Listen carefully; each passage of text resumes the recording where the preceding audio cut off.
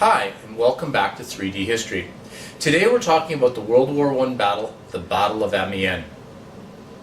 In August, the Germans had been reduced to a shell of themselves. Battles throughout March and April had reduced the German army to simply being old men, wounded soldiers, and young boys.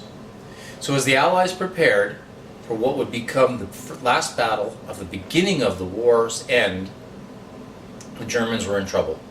As they lined up in a French forest in the morning of August 8th, the Germans knew something was up. What they couldn't possibly know was that Canadian General Sir Arthur Currie had used deception to prepare for the battle.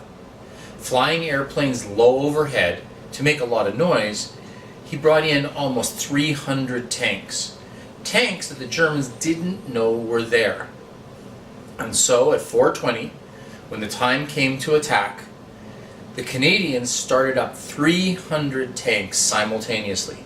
Giant metal beasts with roaring engines came to life. On the top of each 10th one, the Canadians had put a bagpiper, playing Scottish battle skirls. For the poor young boys and old men of the German army facing the Canadians, it had to be like the gates of hell themselves had opened up. Well, it was.